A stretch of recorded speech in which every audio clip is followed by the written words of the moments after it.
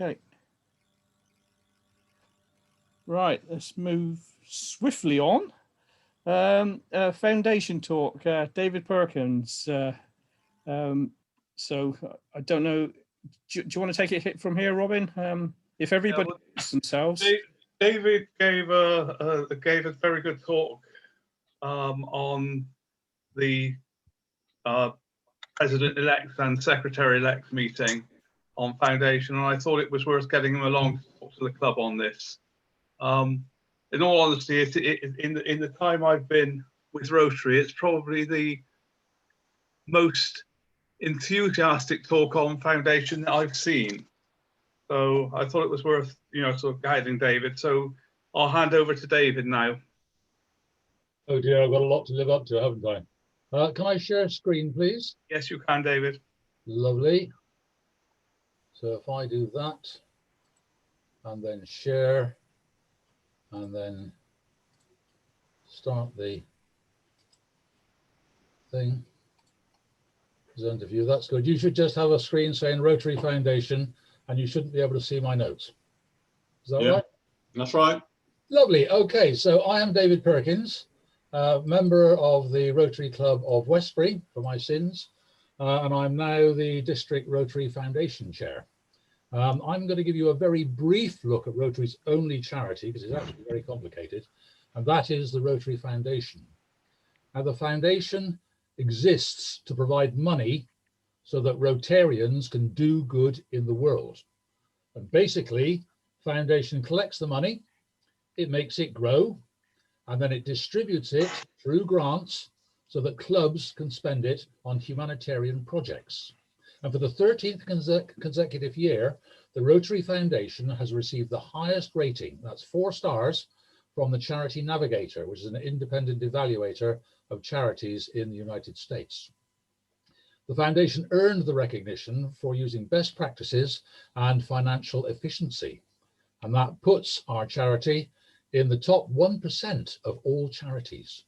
So we Rotarians can be rightly proud of our charity and have every confidence that the Rotary Foundation uses our donations properly, sustains its programs and practices with good governance and openness, which is all very important. Now, this is the chap who started it all off, Archibald Plumph. What a name. He started an endowment fund back in 1917 with the surplus from the Rotary Convention. I'm told that was $26.50. But of course, in those days, that was sort of more than a month's pay, rather different from today. But endowments, of course, retain the capital and only spend the interest. And that's all very well. But when I joined Rotary back in the last century, I was told that Rotary has a charity called Foundation, that it was administered by American fat cats who only ever spent the interest from all the donations, and that my then club did not subscribe. And I'm ashamed to say that I continued to hold that view right up until 3 years ago. And then my wife and I attended a Rotary meeting in the hotel we were staying at in St. Martin in the Caribbean, as you do. I always call in on Rotary clubs when I'm on holiday. And the guest speaker gave a presentation on Foundation, and I suddenly started to understand what it was all about. So when last year's District Governor, Dennis Stevens, invited me to take on the role of District Foundation Chair, I saw it as kismet. And since then, I found out and come to understand even more about the complex organization, and I've become rather passionate about it. But since those days, back in 1917, things have changed. Since 2013, the foundation has 3 main funds. We have the endowment fund, that's still there. It used to be called the permanent fund, but it's gaining interest and it's boosted by many legacies, and the interest is still being used very, very effectively. And we have the polio fund. It's dedicated to the eradication of polio, and it's polio plus because it does far more than just immunization. It has education, training, laboratories, research, transport for the workers, etc., etc., etc. And we have the annual fund, Now, this is the working fund that supplies the grants, and that's the main one I want to talk about this evening. The annual fund is also managed by the share system, and that was introduced to keep tabs on it and to manage it. Now, the beauty of the share system is that the donations to the annual fund are invested to maintain maximum growth, as you would expect, and big money gets good interest rates, 3 or 4%, even in these days of financial constraint. And the interest should pay for the administration, but I'm told that that needs a bit more of a boost nowadays as well. But the money donated by each district then comes back to the district 3 years later by way of grants. Now, how fantastic is that? How many other charities give back your donations? So after 3 years, the share system gets the money that was donated to the annual fund 3 years previously, and some of the interest from the endowment fund. And hang on, it gets a bit complicated now, but try and stay with it. Those funds are now then divided equally between the World Fund and District Designated Funds, DDF. All the funds are used for Rotary grants and activities that do good in the world. Now, the World Fund is administered by the Foundation trustees, and the District Dedicated Fund, the DDF, is administered within each district. So in District 1200, the DDF is administered by the Grant Subcommittee Chair, Stan Jones. Up to half of that DDF can be used as match funding for club projects, and that's what we call district grants. The remainder of the DDF is available for global grants, and the DDF portion of global grants receives match funding from the World Fund. So we get that back as well. So this is why we get the money back for us to use. District grants, they cover small scale, short-term activities that address the needs in our local community and communities abroad. It gives matched club funding of up to £1,000. The local projects that we've had this year, such as laptop computers for a primary school around Sherborne, an LCD information display screen for Portland, a portable ultrasound breast scanner for the Rotary Club of Bradford-on-Avon, table tennis gear from Martock Youth Club, only cost 150 quid, but we still gave a match funding to help with it. Building a toilet block in a school in Nepal, all sorts of other things, many, many more. We also fund the RILA and the breakthrough courses, but of course they've been cancelled this year, but the funds have been spent elsewhere. And global grants, this is all in US dollars because it's all administered by America. The global grants support large international projects in Rotary's areas of focus. The minimum budget for a global grant activity is $30,000. The Foundation's World Fund provides 80% matched funding for any DDF contribution to the global grant. Up until this year, it also gave 50% to cash donations to global grants, but that is no longer affordable. I'll speak about that a little bit later. Now, a key feature of global grants is international partnership. It usually takes several clubs and districts working together to raise the required funds. And recent projects we've had in this district, there's a clean water, sanitation and hygiene in 13 schools in Kenya. That benefited more than 2,000 people. That was the Rotary Club of Chippenham, set up a well boring organisation, and they did a wonderful job out there. There's the Dorset Hospital Cancer Chemo Unit. That's gone through, and that's very, very good. There's the Yeovil Hospital Breast Cancer Unit, but unfortunately that's fallen foul of the system, and we do need to raise another £15,000 by May in order to be able to complete the purchase of that one. There's the provision of clean water in Kerala. That's gone through, very much in need. And teacher training for tea pickers in Sri Lanka. And the last of our global grants funds last year went toward COVID projects in India and the Dominican Republic.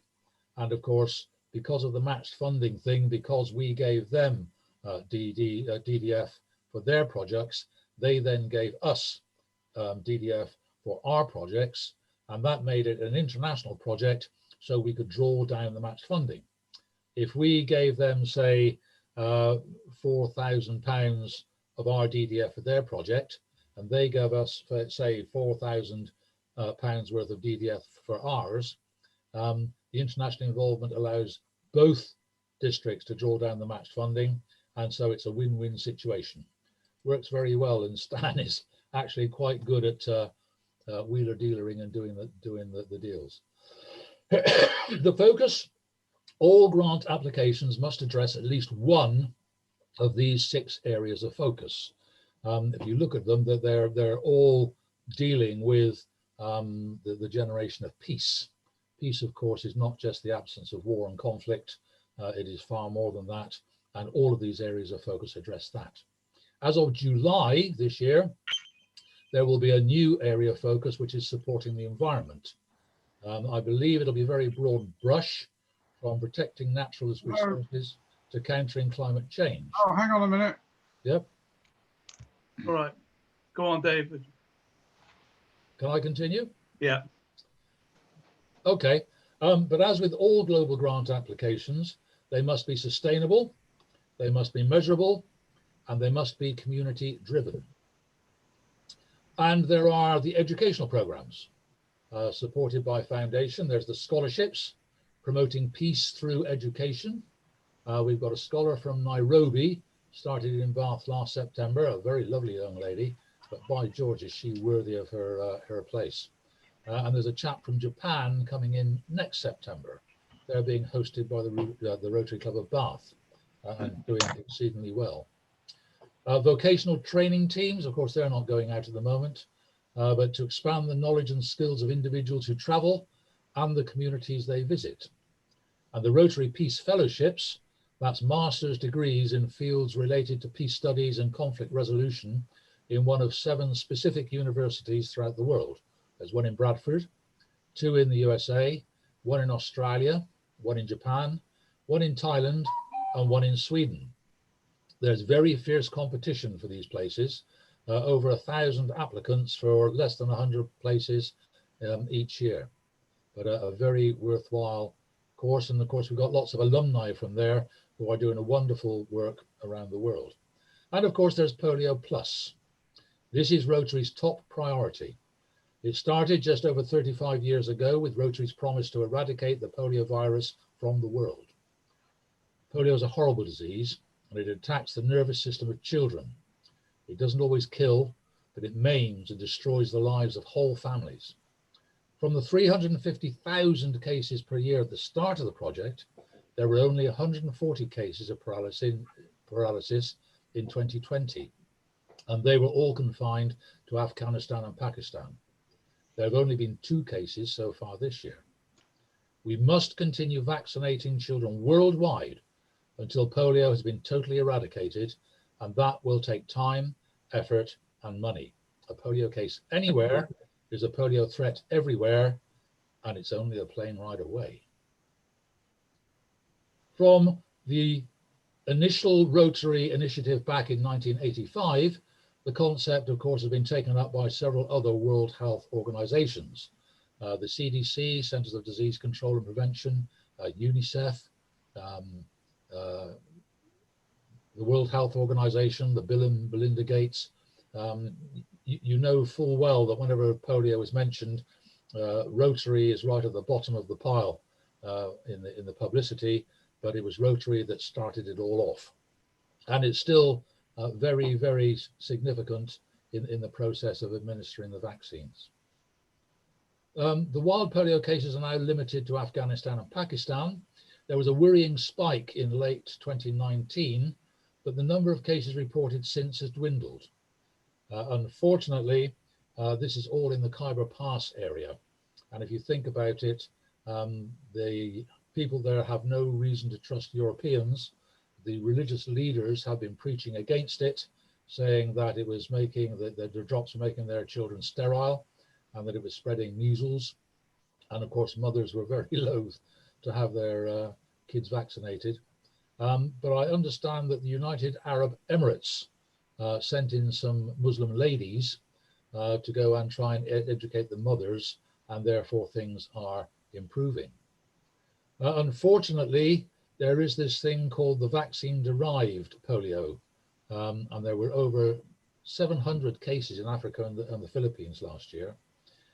This comes about because the vaccine that we have been using was based on a live polio virus that had been very, very much weakened.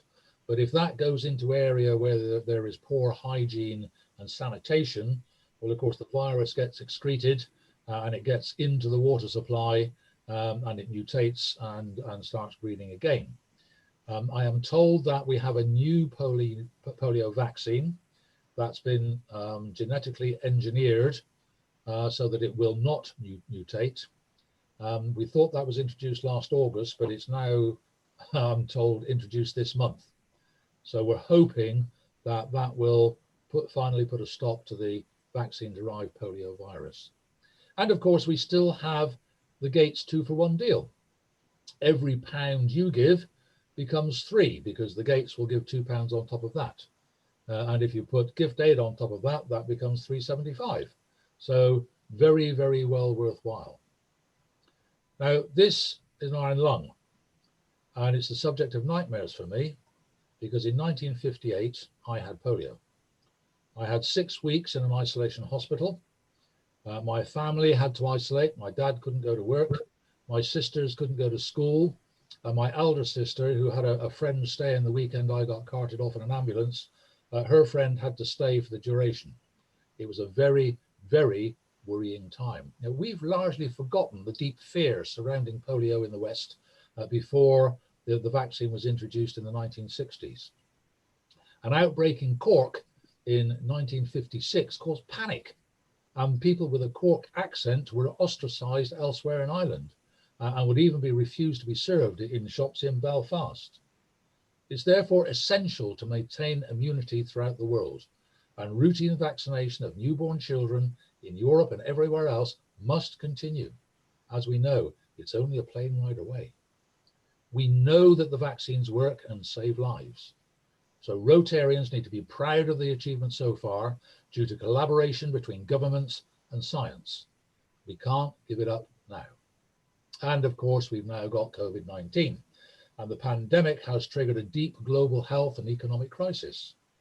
The Polio Oversight Board remains steadfast in its resolve to secure a polio-free world, while reaffirming its commitment that polio-funded assets are at the service of countries in the fight against COVID-19. Well, they've got 35 years worth of experience in dealing with polio, and that has been used to very good effect to support the response to COVID. End Polio now has a network of laboratories with lots of experience in vaccine research and production, mass vaccination programs, and contact tracing. It was very instrumental in the rapid response to the Ebola outbreak in Africa a few years ago. And without the resources of End Polio now, it is widely believed that the Ebola would have also become a pandemic. And of course, its know-how is also very significant in the speedy production of the COVID vaccines. So all very well worthwhile again. And talking of COVID, in March last year, while the world shut down, the Rotary Foundation went into overdrive. The rules on the use of DDF and global grants were expanded to allow them to be used for COVID-19 related projects, food banks, PPE, ventilators, the sort of thing that was outside of the immediate areas of focus.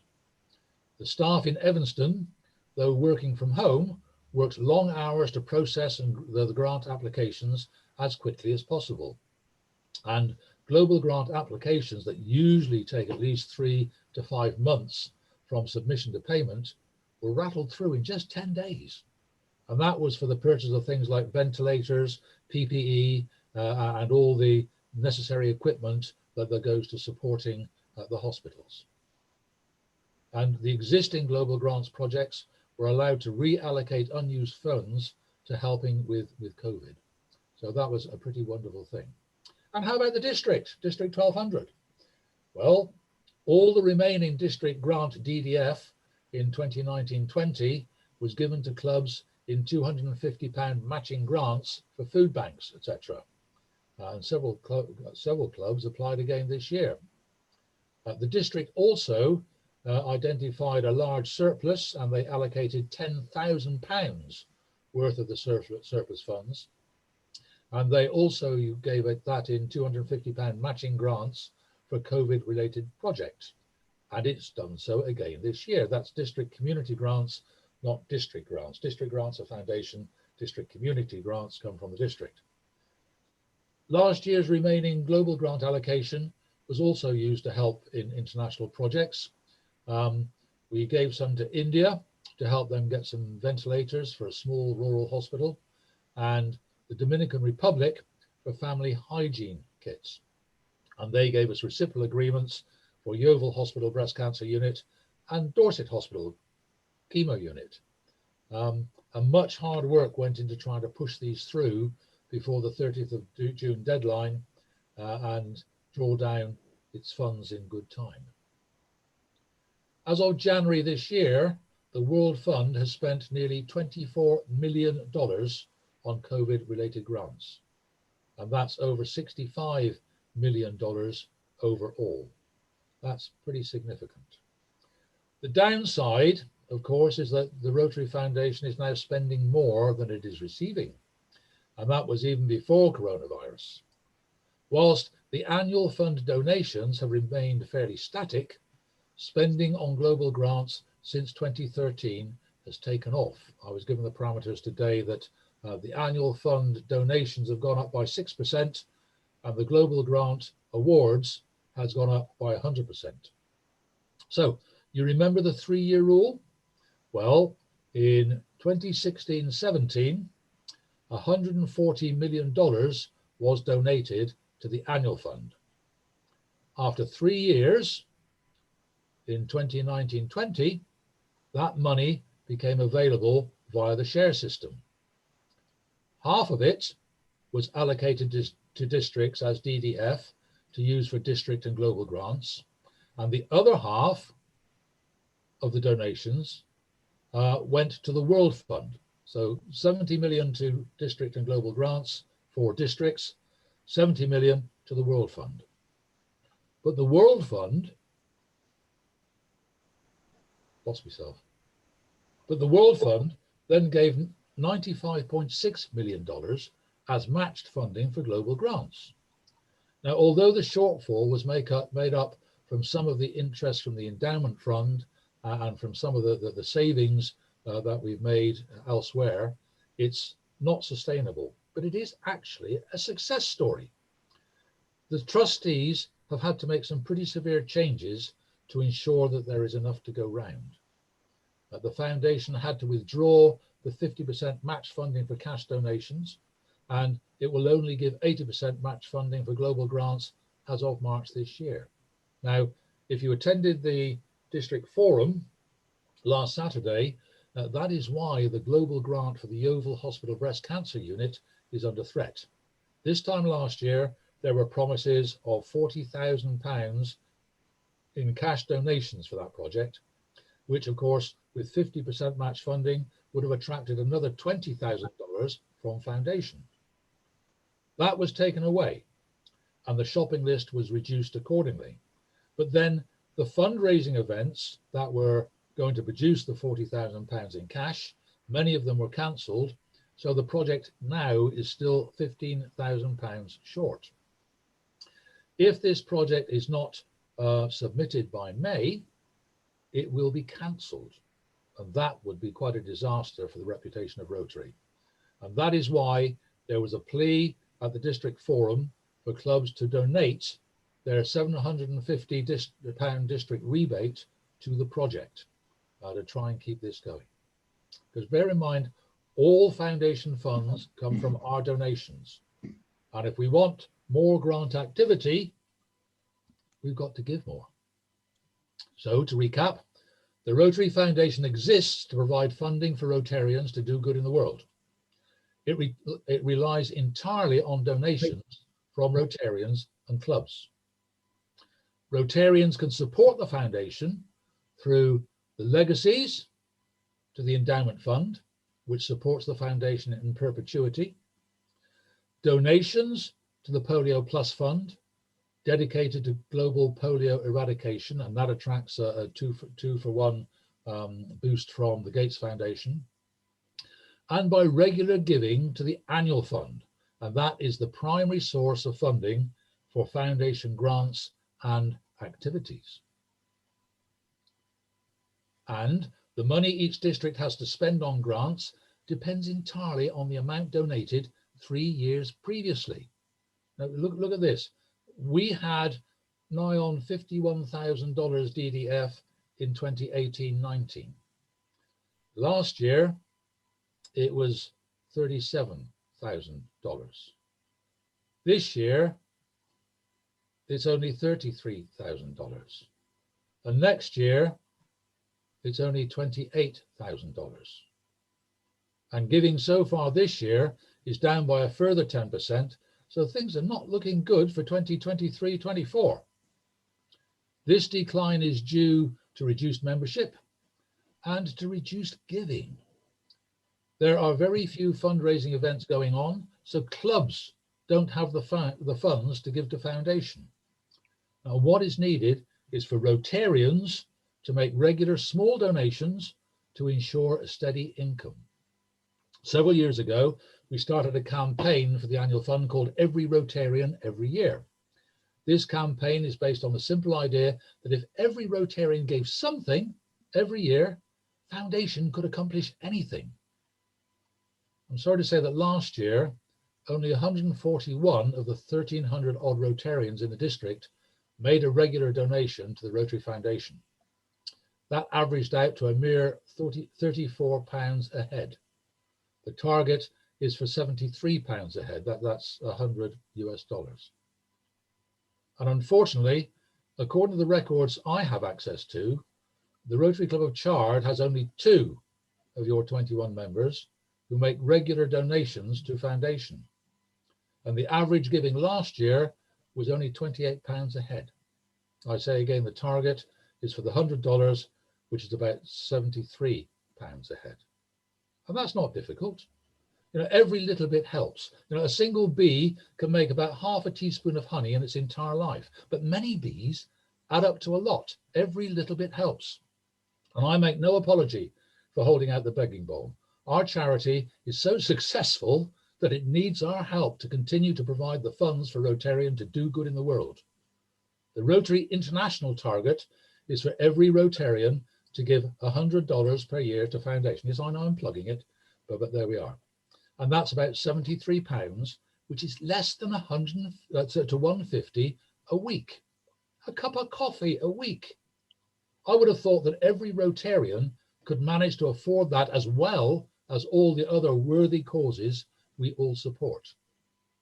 If all 1,300 odd Rotarians in the district were to donate just £6 a month, that's £150 a week, with gift aid, in 2023-24, the district would have a DDF allocation of £58,500 for matched funding grants for clubs. If we had that instead of the mere £20,000 we had to work with this year, we could have easily completed the Yeovil Hospital project and many, many more. Wouldn't it have been nice, eh? And how can you do it? Well, the easiest way is to set up a standing order. Please don't use the My Rotary links, as all funds then go straight to America and will not necessarily register as a credit to yourself, your club, or the district. I'm fighting a battle on this one because funds seem to be disappearing somewhere. If you have an existing standing order, please check to see where the money is going. If it goes direct to Rotary International in America, could I ask you please to cancel it and make a new one to RF UK with gift aid? Because if it goes to America, it seems to be getting lost. I'll send you all details of how to do that after this meeting. And you do get recognized for these things. Of course, this is an American thing. The Paul Harris Fellowship, excuse me, was set up originally to encourage people to donate more. In England, we use it as an award, and quite rightly so, I reckon.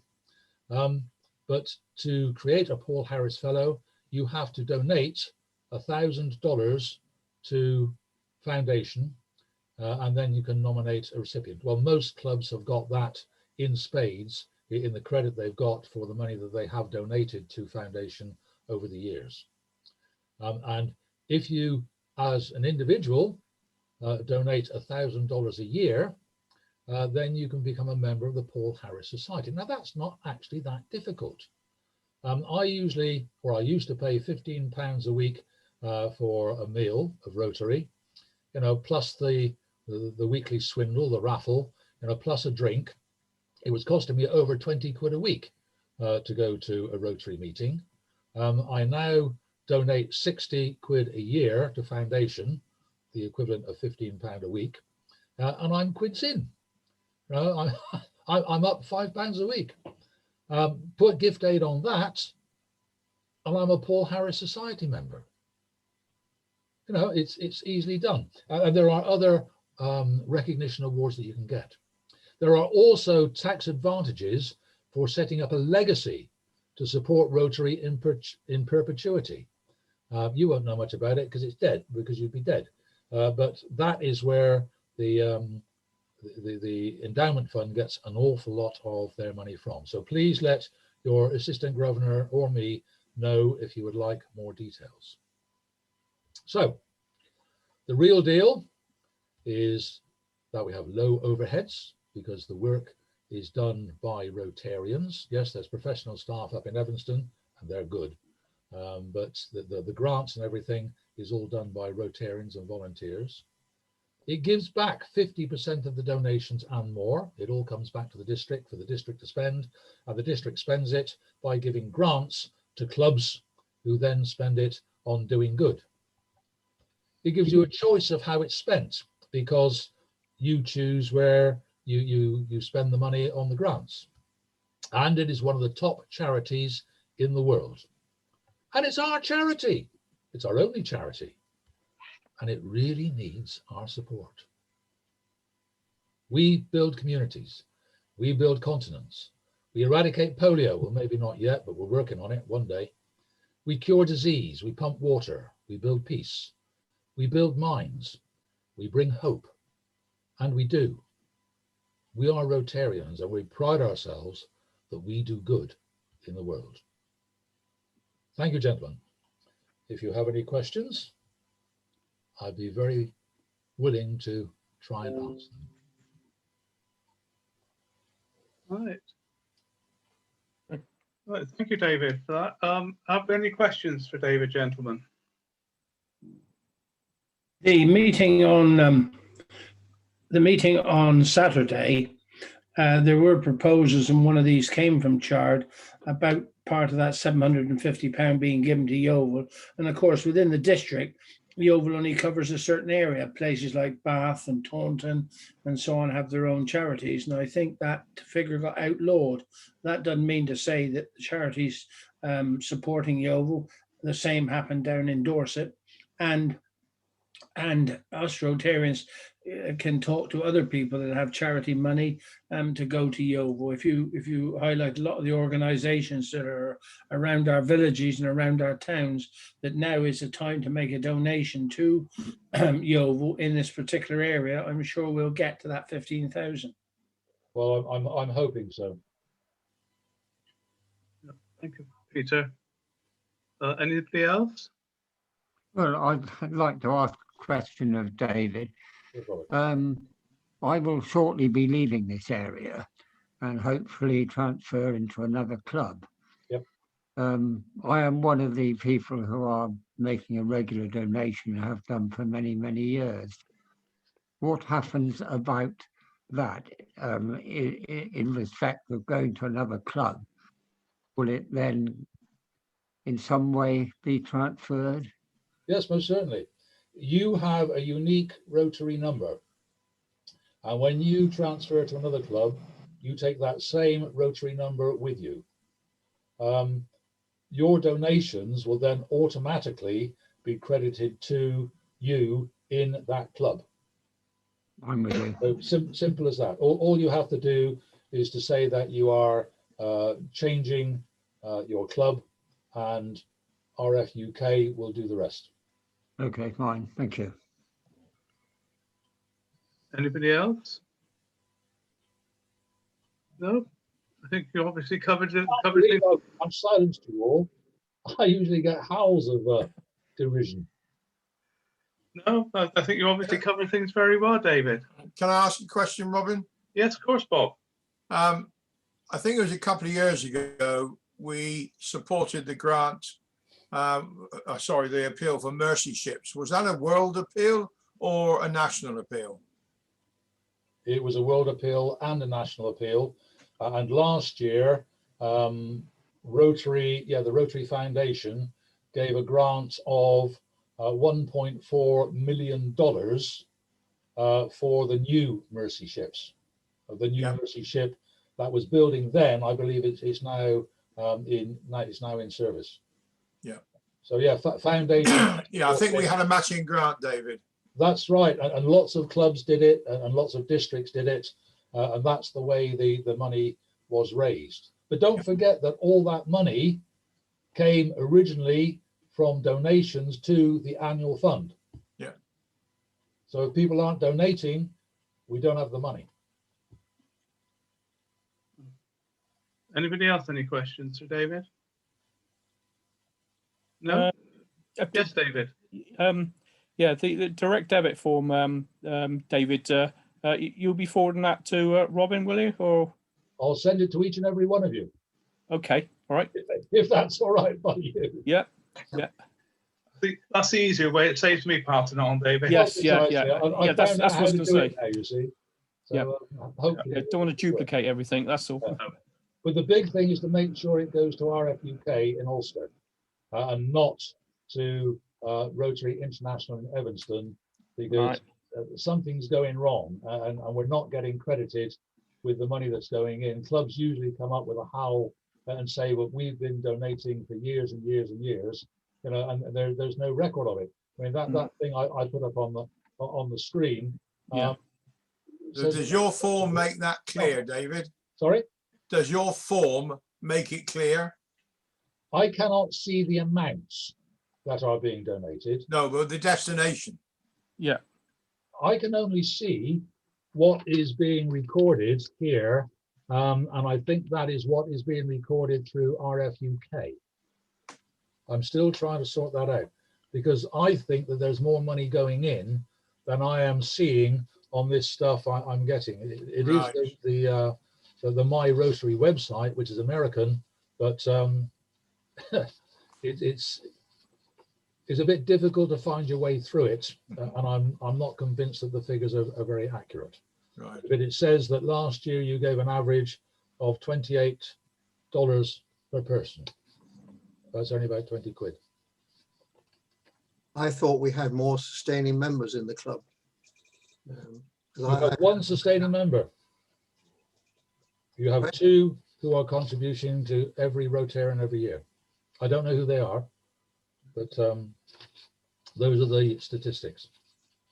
I had a bit of a campaign a few years back, but and I thought one or two members extra came in. But I'll follow that up as foundation chairman. Yeah. Well, you only had one in 2016-17. Yeah. That's why I think that some of this is going awry, because people always tell me, oh, we've been donating, but I can't see it on the statistics that I can find. And I am trying to sort it out, but. Yeah, that was specific to Bob's question, wasn't it? Yeah, that you were with the form. Yeah, that. I will send you the form, and please put on the gift aid. Yeah, that's worth another 25%. That is really well worthwhile. Yeah, there's a couple of us who are new members to the club. Yep. That didn't have any previous information of this. So yes, I look forward to receiving this information and look forward to supporting you. Oh, good. Thank you very much indeed. It's not supporting me, it's supporting you as well. Oh, yes, indeed. And then hopefully, you can apply for grants and you can use the money yourself. Because that's the other half of the deal. You have to get money in, but people also have to draw down the funds to make it worthwhile. That's Right. good. Anybody else got a question? If not, then we'll just falls to say thank you very much to David for joining us. Yep. I think it's been interesting. So would you please sort of thank David in the usual way? And David, you are welcome to stay with us while we deal with a small bit of business that we've got, or we're quite happy for you to depart if you wish. Thank you very much. If you'll excuse me, my wife isn't too good, so I need to get back to my nursing duties. Thank you, David. Well done,